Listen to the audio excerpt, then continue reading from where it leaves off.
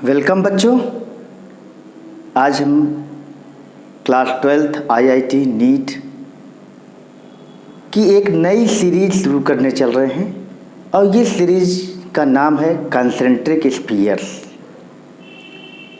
IIT NEET के mains में और आईआईटी के एडवांस में बहुत सारी प्रॉब्लम कंसेंट्रिक स्फीयर से पूछी जाती हैं। कंडक्टिंग चार्ज स्फीयर्स की बहुत सी प्रॉब्लम आती हैं जिनमें हमें फील्ड निकालने को आ सकता है, पोटेंशियल्स निकालने को आ सकता है। कंसेंट्रिक स्फीयर एक दूसरे से किसी पतले वायर से कनेक्ट किए जा सकते हैं। तो इस तरह से बहुत सारी प्रॉब्लम यहाँ पर पूछी जाती हैं। अक्सर पूछा जाता है कि कई कंसेंट्रिक स्फीयर्स हैं, इन कंसेंट्रिक स्फीयर पर एक पर चार्ज Q1 दिया है, एक पर Q2 दिया है। अब बताओ उन सारे कंसेंट्रिक स्फीयर्स के इनर सरफेस और आउटर सरफेस पर कितने चार्ज होंगे। एक पर चार्ज Q दिया है, एक पर 2Q, एक पर 3Q। इनर आउटर सरफेस पर चार्जेज के वैल्यू भी निकालने को आती है। तो इस तरह के प्रश्नों को किस तरह से टैकल करना है, ये हमारी इस पूरी सीरीज में आपको देखने को मिलेगा। क्योंकि लेक्चर जब बड़ा हो जाता है तो बच्चे कम देखते हैं, इसलिए छोटे छोटे पार्ट्स में इस सीरीज को हमने चलाने का डिसाइड किया है। और इस सीरीज के पहले लेक्चर में हम लोग देखेंगे कि कोई भी कंडक्टिंग स्फीयर को अगर हम कोई चार्ज देते हैं तो वो हमेशा आउटर सरफेस पर ही रिसाइड कर जाता है, आउटर सरफेस पर ही चला जाता है। ऐसा क्यों होता है, ठीक है ना? ऐसा क्यों होता है ये हम लोग देखने चल रहे हैं। वो चार्ज अगर अंदर भी दिया जाएगा, कोई हालो कंडक्टर है, स्फेरिकल है, अंदर उसके चार्ज दोगे तब भी वो बाहर चला जाता है, और बाहर दोगे तब भी वो बाहर ही बना रहेगा, बाहर ही डिस्ट्रीब्यूट रहेगा, वो अंदर वाले हिस्से में वो जाएगा नहीं। ऐसा क्यों होता है आज हम लोग इसको देखने चल रहे हैं। तो हमारी ये सीरीज जो है वो कंसेंट्रिक स्फीयर्स के नाम से आपको YouTube पे लगातार मिलेगी। कंसेंट्रिक स्फीयर्स का हमारा आज पार्ट 1 है, ठीक है ना। पहला क्वेश्चन हमारा जो है आज इसका जवाब हम लोग देखेंगे, और ये बहुत ही खतरनाक, बहुत ही घातक कंसेप्ट है। आपको ये ज़रूर जानना चाहिए, ठीक है ना। और इस कंसेप्ट को जानने के बाद ही आप कंसेंट्रिक स्फीयर्स की प्रॉब्लम को टैकल कर पाएंगे, उनको हल कर पाएंगे। तो क्वेश्चन हमारा है बच्चों, why charge given to a conducting sphere always reside over its outer surface. किसी भी कंडक्टिंग स्फीयर पर दिया गया चार्ज उसके बाहरी सतह पर ही हमेशा डिस्ट्रीब्यूट होता है, वितरित होता है। ऐसा क्यों होता है। अब हम लोग दो कंसेंट्रिक स्फीयर्स लेंगे और दो कंसेंट्रिक स्फीयर्स पर डिफरेंट चार्जेज को देंगे, और हम लास्ट में जो रिजल्ट निकालेंगे वो रिजल्ट इस तरह से निकालेंगे कि जो चार्ज दिया जाता है वो किसी भी स्फीयर पे अगर दो सरफेस हों, इनर सरफेस और आउटर सरफेस, तब इनर सरफेस और आउटर सरफेस कहीं पर भी चार्ज दोगे वो हमेशा आउटर सरफेस पर ही डिसाइड करेगा। अब हम लोग दो स्फीयर्स को बनाते हैं। एक स्फीयर ये है, एक स्फीयर ये है। सभी लोग बच्चों देखो, ये we are taking two concentric spheres. हम दो कंसेंट्रिक स्फीयर को बना रहे हैं। एक की रेडियस हम मान लेते हैं A है, एक की रेडियस क्या है, B है, ठीक है ना। We are taking two concentric sphere, suppose this is A, this is B। The radius of sphere capital A is small a and the radius of sphere B is small b. Suppose the charge on A is QA and the charge on B is QB. सीधे देखते हैं कि हमने दो concentric sphere लिए। Concentric का मतलब जिनके सेंटर्स एक हों। एक की रेडियस A है, एक की रेडियस B है। एक पर चार्ज हमने QA दिया, एक पर चार्ज हमने QB दिया। ये हालो स्फीयर्स हैं, कंडक्टिंग हैं। तो कंडक्टिंग है, अब चार्ज कहाँ जाएगा ये सब हम नहीं जानते। अभी तो हमने केवल कंसेंट्रिक स्फीयर लिया, एक पर चार्ज QA दिया, एक पर चार्ज QB दिया। अब हम लोग ए का पोटेंशियल निकालते हैं और बी का पोटेंशियल निकालते हैं। अब हम लोग पहले क्या करेंगे, पहले ए पर पोटेंशियल निकालेंगे, वी ए का मतलब ये छोटा वाला स्फीयर, छोटा वाला स्फेरिकल सेल, इस पर चार्ज कितना है, क्यू ए है। इस पॉइंट पर, इसके सरफेस पर पोटेंशियल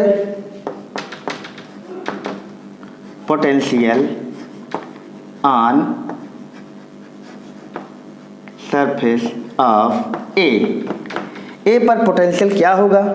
अब तुम जानते हो सुपरपोजिशन प्रिंसिपल कहता है कि जितने चार्ज उतने पोटेंशियल। अब इसकी सरफेस पर भाई कोई भी चार्ज स्फीयर है, इसके सरफेस पर कोई पोटेंशियल होगा ही। कोई भी चार्ज स्फीयर के सरफेस पर जो पोटेंशियल होता है वो होता है 1/4πε0 चार्ज अपान रेडियस। तो इसकी रेडियस बेटा है ए और चार्ज है क्यू ए। तो भाई अब लेकिन यहाँ केवल एक ही चार्ज नहीं है, ध्यान देना, एक चार्ज तो क्यू ए के कारण यहाँ पोटेंशियल होगा और दूसरा पोटेंशियल क्यू बी के कारण भी यहाँ पर होगा। तो किसी भी स्फीयर के अंदर जो पोटेंशियल होता है वो वही होता है जो सरफेस पर होता है। कई बार हमने बताया है कि कोई भी स्फीयर के चार्ज कंडक्टिंग स्फीयर के अंदर और सरफेस पर पोटेंशियल बराबर होता है। तो V surface equal to V in. कोई भी, जैसे इस स्फीयर के अंदर कोई पूछा जाता पोटेंशियल क्या होगा तो यही होता क्यू ए अपान ए। तो किसी भी स्फीयर के कारण उसके अंदर जो इलेक्ट्रिक पोटेंशियल होता है वो वही होता है जो सरफेस पर होता है। तो इस B के कारण इस पॉइंट पर, इस सरफेस पर जो पोटेंशियल होगा वो भी तो यहाँ काम करेगा। तो A पर नेट पोटेंशियल दो पोटेंशियल का जोड़ होगा, एक अपने के कारण पोटेंशियल और एक QB के कारण जो पोटेंशियल होगा वो, तो उसको भी यहाँ पर जोड़ना पड़ेगा। अब वो हो जाएगा 1/4πε0 QB अपान, अब रेडियस देखो सरफेस पर इसके कितना होता है, सरफेस पर जो पोटेंशियल होता है वो चार्ज अपान रेडियस, तो यह रेडियस यहाँ भी ली जाएगी, ठीक है। तो ये हमारा हो गया potential at surface of A, ठीक। इसी तरह से similarly electric potential at surface of B. अब बी के सरफेस पर पोटेंशियल निकालना है, ठीक है ना। बी के सरफेस पर पोटेंशियल निकालो। ये अगर पोटेंशियल कभी कंसेंट्रिक स्फीयर के पोटेंशियल पूछे जाएं तो उसका भी ये तरीका है, लेकिन हम यहाँ कुछ और चीज़ें इसके थ्रू निकालेंगे। अभी वेट करते जाइए और मज़े से धीरे धीरे वीडियो को देखिए। तो वी बी क्या होगा भाई, अब बी पर भी दो पोटेंशियल होगा, एक ए के कारण और एक बी के कारण, अपने के कारण। तो अपने के कारण तो सरफेस वाला पोटेंशियल होगा ही, जो अभी तुम लोग देखे हो 1/4πε0 वही होगा क्यू बी अपान बी। लेकिन इस स्फीयर के लिए ये सरफेस बाहरी पॉइंट का काम कर रहा है, और किसी भी स्फीयर के कारण बाहरी पॉइंट पर जब हम लोग पोटेंशियल निकालते हैं तो चार्ज अपान वो बाहरी पॉइंट की दूरी ली जाती है। अंदर अगर लेना है तब तो इसकी रेडियस लोगे, अब बाहर लेना है तो वो दूरी लोगे। तो आउटसाइड लेने पर दूरी लोगे, इनसाइड लेने पर रेडियस लोगे, हमेशा ध्यान रखें। इनसाइड तो रेडियस, आउटसाइड तो डिस्टेंस। तो अब इस स्फीयर के कारण इस सरफेस पर पोटेंशियल निकालना है, तो यहाँ पर दो पोटेंशियल होगा, एक ये चार्ज क्यूबी के कारण पोटेंशियल तो हमने लिख लिया, और इस चार्ज के कारण जो पोटेंशियल होगा वो क्या होगा 1/4πε0। अब इस स्फीयर के लिए ये सरफेस जो है बाहरी पॉइंट है, तो बाहरी के लिए उस बाहरी पॉइंट की दूरी ली जाती है। तो यहाँ पर चार्ज तो क्यू ए ही होगा, लेकिन जो दूरी होगी वो बी होगी, ठीक।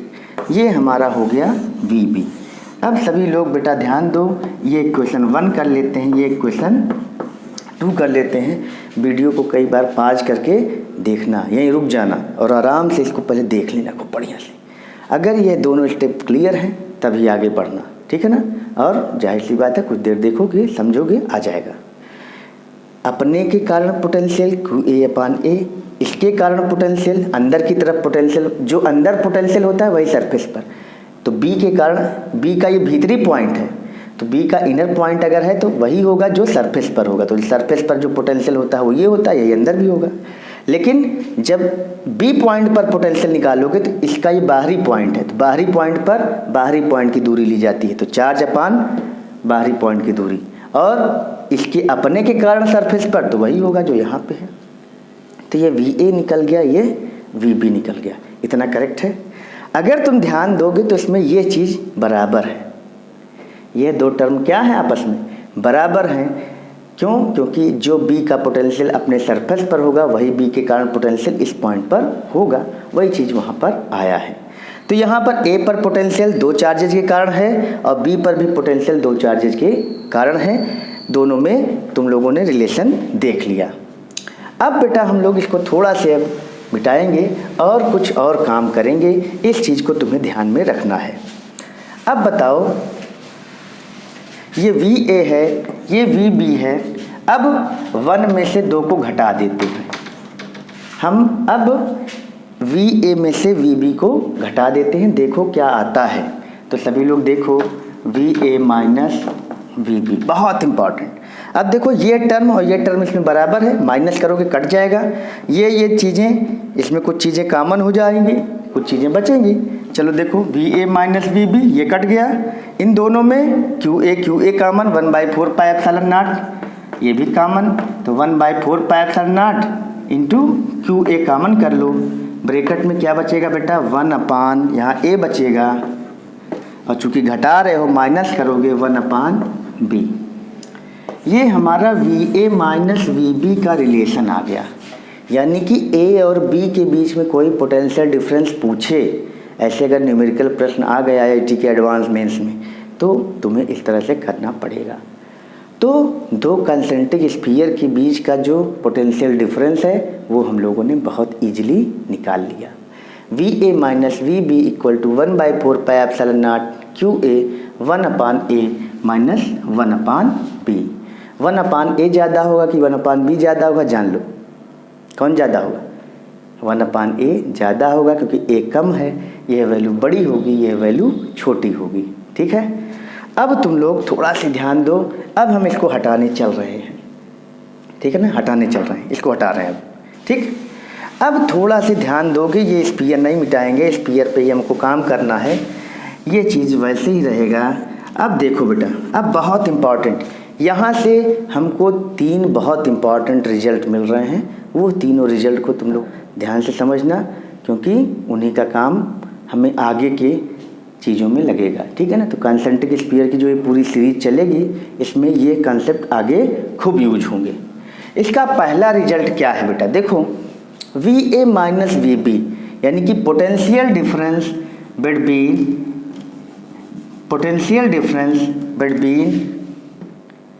The potentials on inner sphere and outer sphere. पहला रिजल्ट देखो, यहाँ पे VA माइनस VB है, 1/4 pi epsilon naught QA 1 upon A minus 1 upon B। ये चीज़ आ गई। ये बताओ, यहाँ केवल चार्ज QA मौजूद है, QB कहाँ गया, where is QB।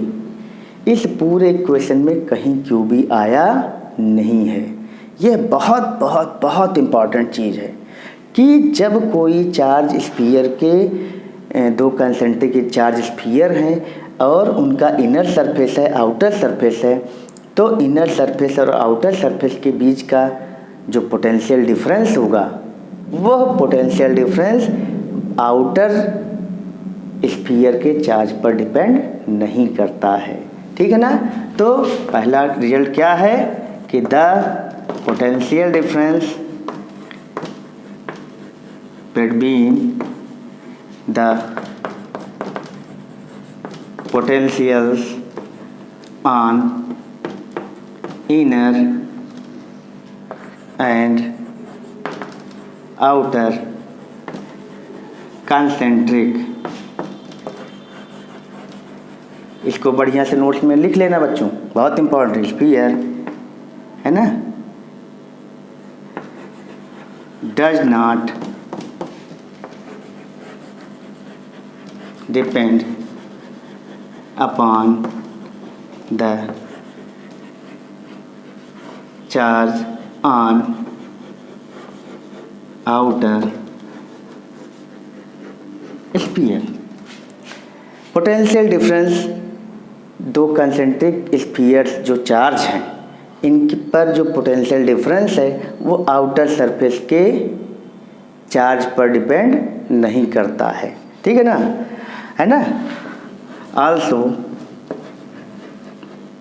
Also not on its sign. वो चाहे प्लस हो चाहे माइनस हो उसका भी कोई मतलब नहीं रहा, यानी कि चार्ज आउटर सरफेस पर चाहे पॉजिटिव हो चाहे नेगेटिव हो चाहे कम हो चाहे ज़्यादा हो कोई मतलब नहीं है, कोई पर डिपेंड नहीं करेगा, ना कम ना ज़्यादा ना कुछ भी नहीं, ना साइन पर डिपेंड करेगा ना चार्ज की वैल्यू पर डिपेंड करेगा। तो बहुत इंपॉर्टेंट चीज़, ये पहली चीज़ हो गई, ठीक, सभी लोग नोट कर लेंगे इसको। दूसरी चीज़ जो बताने चल रहे हैं वो और भी इम्पॉर्टेंट है, ठीक है ना। अब देखो, अब यहीं से हम लोग इसको एक काम और करते हैं, ये कंसेंट्रिक स्फीयर है। अब देखो, अब अगर दूसरा केस है बेटा, if QA equal to positive, अगर तुम्हारा QA जो है वो पॉजिटिव है, सभी लोग ध्यान देना, QA क्या है, इनर स्फीयर का चार्ज अगर पॉजिटिव है।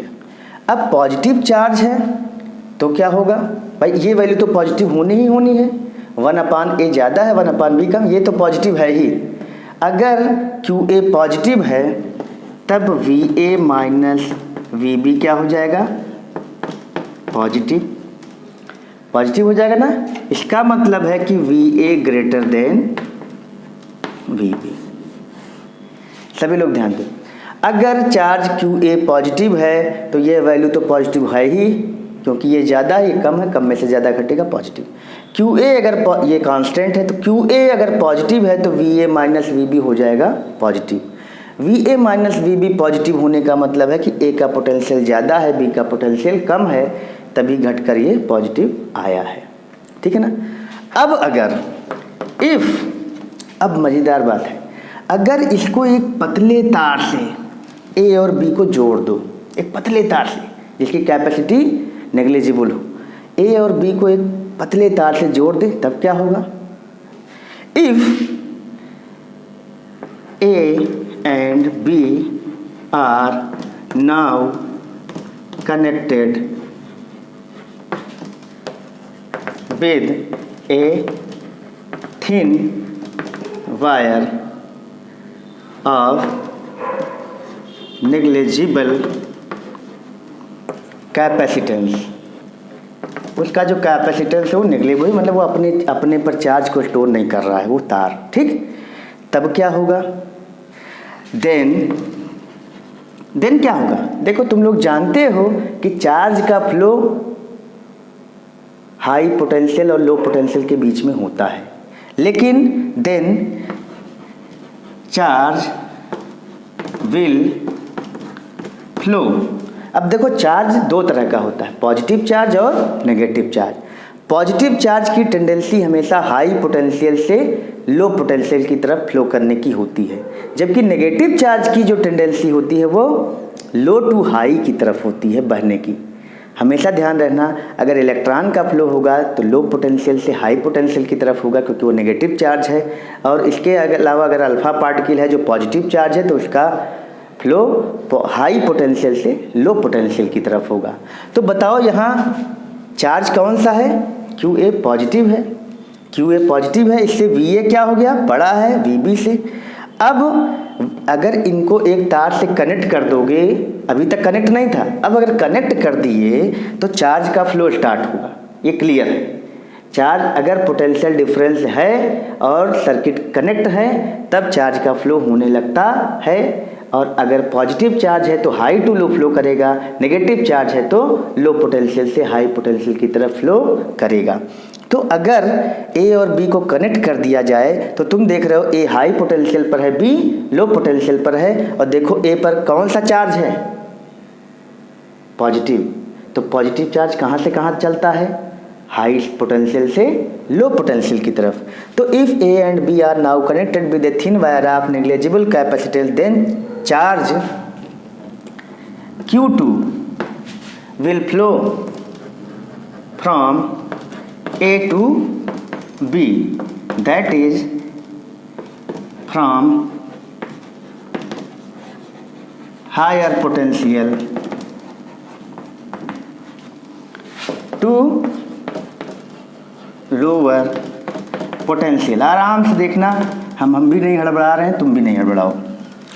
हाई पोटेंशियल से लो पोटेंशियल की तरफ चार्ज का फ्लो होना शुरू हो जाएगा।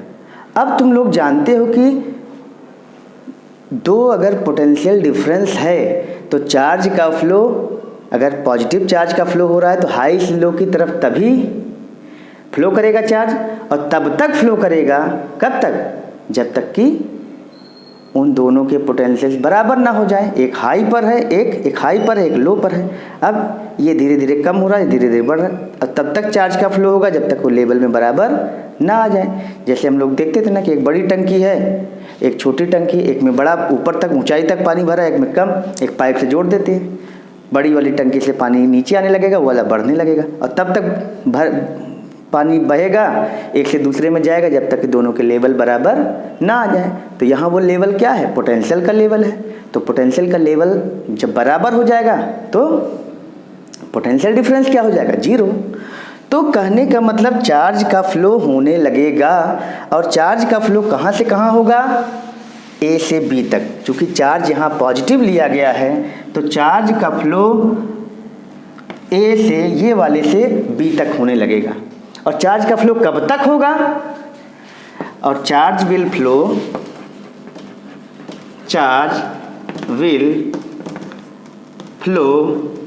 टिल क्या, VA minus VB become zero. Potential difference जब तक जीरो ना हो जाएगा, VA माइनस VB अगर जीरो हो जाएगा तभी तक पोटेंशियल फ्लो करेगा, तभी तक चार्ज फ्लो करेगा।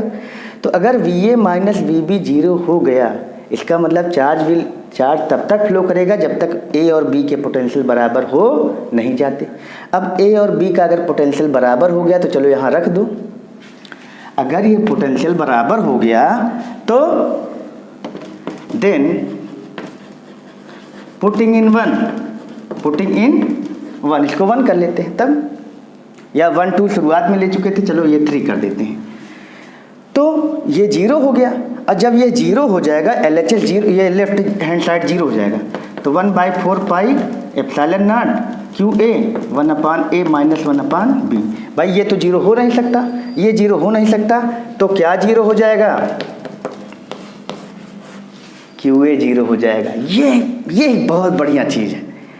अगर ये पोटेंशियल डिफरेंस जीरो हो गया, चार्ज तभी तक फ्लो करेगा जब तक VA और VB बराबर ना हो जाए, और जैसे ही VA VB बराबर हो जाएंगे ये पूरी वैल्यू हो जाएगी जीरो। और जब इसमें रख दो जीरो तो ये 1/4 pi epsilon naught QA 1/A minus 1/B equal to हो गया जीरो। और जब ये जीरो हो गया तो इसका मतलब क्या जीरो हो गया, QA जीरो हो गया। और QA क्या है, QA is the charge on the inner sphere. इसका मतलब है कि ये QA जीरो हो गया।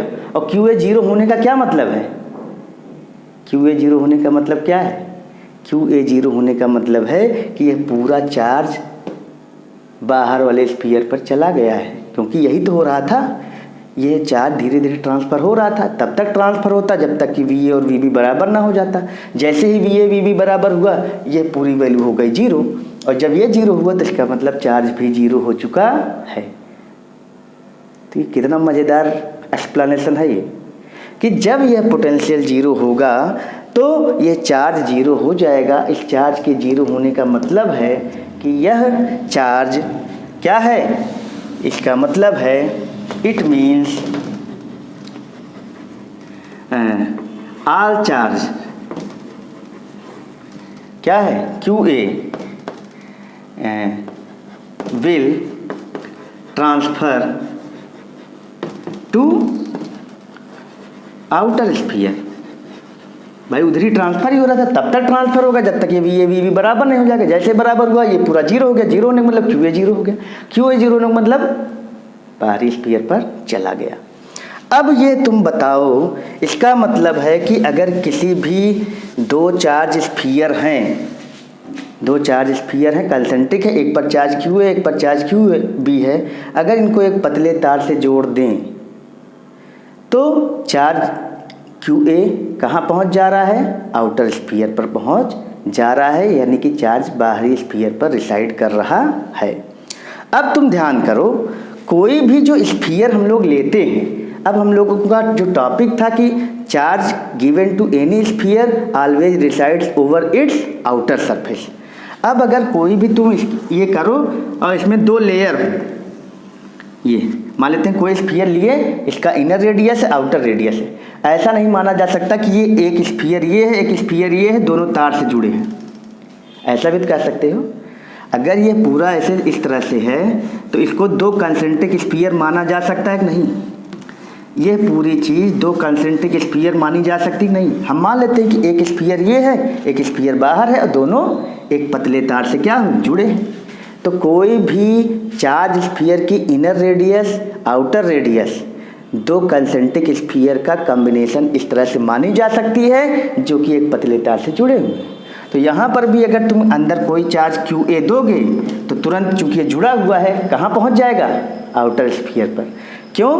क्योंकि हमने इसको पूरा डिस्कस किया है, इसीलिए ही पूरा डिस्कस किया कि ये दो कंसेंट्रिक स्फीयर होंगे तो पोटेंशियल डिफरेंस जो होता है वो इनर चार्ज पर ही डिपेंड करता है, और जब इन दोनों को कनेक्ट कर देंगे तो पोटेंशियल को बराबर करने के लिए चार्ज का फ्लो इनर से आउटर की तरफ तब तक होगा जब तक कि दोनों पोटेंशियल बराबर नहीं हो जाएंगे। जैसे ही ये पोटेंशियल बराबर होते हैं यह चार्ज हो जाएगा जीरो, इसका मतलब वो चार्ज आउटर साइड पर रिसाइड करेगा, पहुंच जाएगा। इसका मतलब है कोई भी कंसेंट्रिक स्फीयर को अगर तुम अंदर चार्ज दोगे वो भी बाहर चला जाएगा, बाहर रहेगा तो बाहर रहेगा ही रहेगा।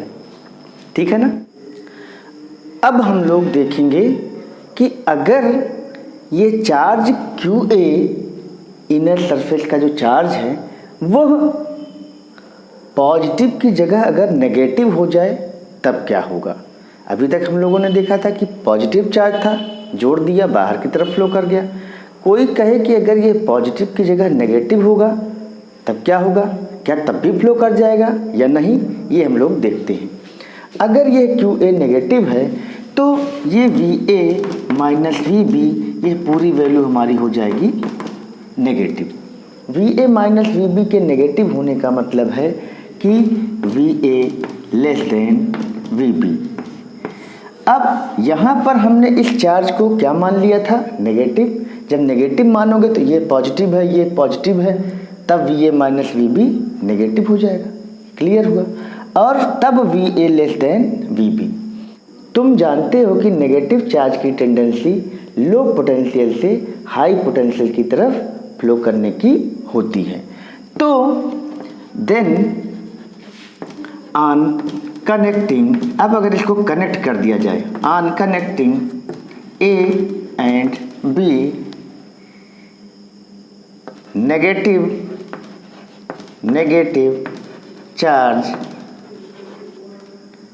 Q A will start flowing